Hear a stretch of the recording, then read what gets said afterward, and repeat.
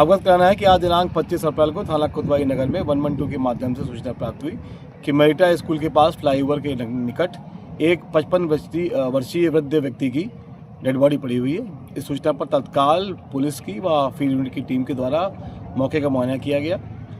Dead body पर कोई भी जाहिरा चोट के निशान नहीं है। फिर भी मृत्यु का सही कारण जानने के लिए बॉडी को कब्जे में लेकर पोस्टमार्टम के हेतु भेज दिया गया है। शव की पहचान के प्रयास किए जा रहे हैं। अग्रिम विधिक कार्रवाई प्रचलित है। थाना क्षेत्र नजीबाबाद के ग्राम इस्सेपुर से एक व्यक्ति के हैंगिंग की सूचना प्राप्त हुई थी, जिस सूचना पर तत्काल स्थानीय पुलिस फील्ड यूनिट टीम के साथ मौके पर पहुंची, जहां परिजनों द्वारा बताया गया कि उक्त व्यक्ति नशे का आदी था तथा शाम को घर से निकला था। नशे में ही आकर उक्त व्यक्ति के द्वारा यह कदम उठाया गया है। परिवारीजनों की उपस्थिति में पंचायतनामा की कार्यवाही कर पोस्टमार्टम के लिए भेज दिया गया है।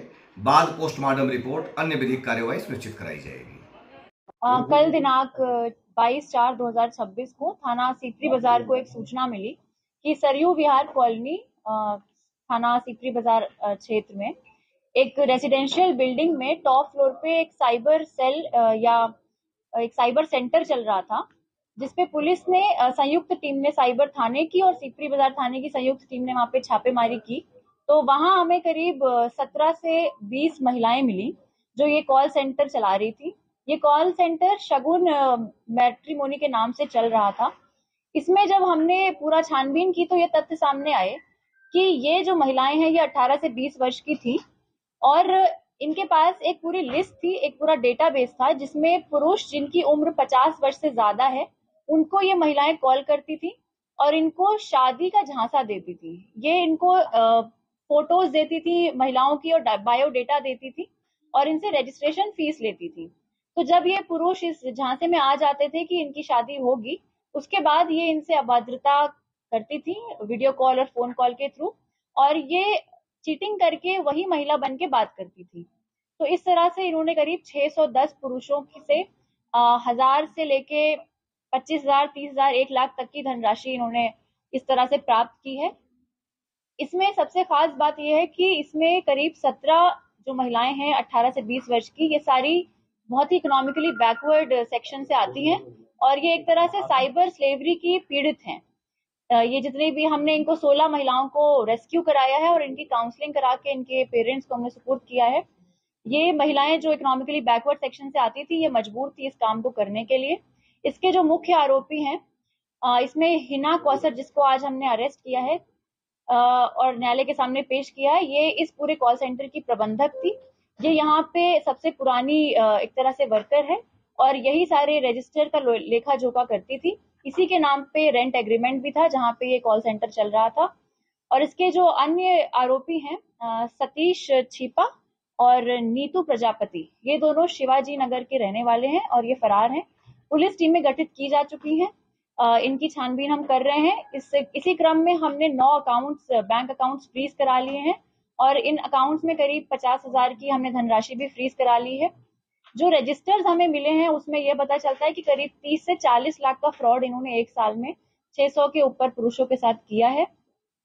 जो बरामदगी है वो करीब 30 कीपैड वाले मोबाइल फोन है, 5 स्मार्टफोन्स हैं और करीब 29 से 30 रजिस्टर्स हैं जिसमें हर महिला अपना एक अकाउंट मेंटेन करती थी।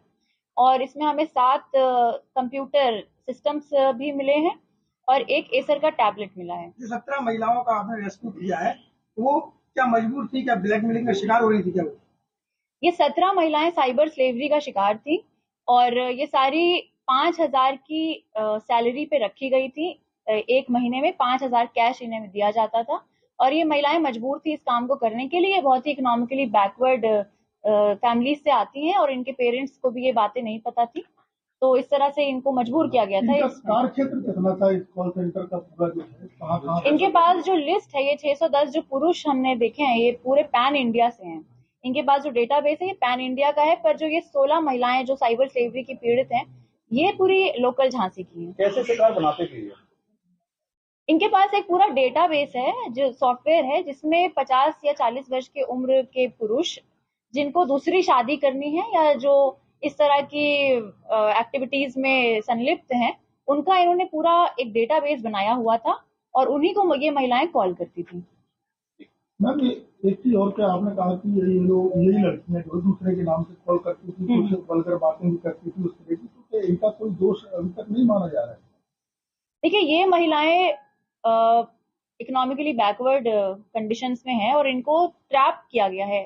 ट्रैप करके इनको ट्रेन किया गया है कि आपको इस तरह से बातें करनी है। साइबर स्लेवरी यही तो है क्या कि आप मजबूरी थी इनकी, मतलब क्या कोई डॉक्यूमेंट इनका रख लिया था, आधार इनके कार्ड? सारे डॉक्यूमेंट्स रख लिए जाते थे और इनके जो वीडियोस हैं वो इनको काउंटर इन्हीं को बोला जाता था कि हम आपके ये वीडियोस वायरल कर देंगे या आपके घर पे बता देंगे कि आप इस तरह का काम कर रहे हैं। जो ये फोटोज भेजते थे, जिन पुरुषों को शादी का झांसा देते थे, वो फोटोज कौन से होते थे? ये फोटो जो महिलाओं की ये देते थे, ये एआई जनरेटेड फोटोज थी और ये जो इंटरनेट में कहीं से भी किसी महिला की फोटो मिल जाती थी उसको भेजते थे। आज थाना क्षेत्र रक्षा के अंतर्गत गांव भीमरपुरा में 112 पर सूचना प्राप्त हुई, जिसमें एक व्यक्ति ने फांसी लगा ली है। तत्काल सारे पुलिस अधिकारी मौके पर पहुंचे तो देखा कि जंगल से झांक करके देखा तो प्रेम सिंह जो कि फांसी के फंदे पर लटका हुआ है, दरवाजा तोड़ करके अंदर देखा तो उसका प्रेम सिंह का बच्चा जो 3 साल का है मृत अवस्था में जमीन पर पड़ा है। दोनों को कब्जे में ले लिया गया है, पोस्टमार्टम के लिए भेज दिया गया है। जो भी तथ्य सामने आएंगे उसकी विधिक कार्रवाई की जाएगी। फॉरेंसिक टीम को भी बुलाया गया, उसका भी निरीक्षण कराया गया है। आवश्यक विधिक कार्रवाई की जा रही है।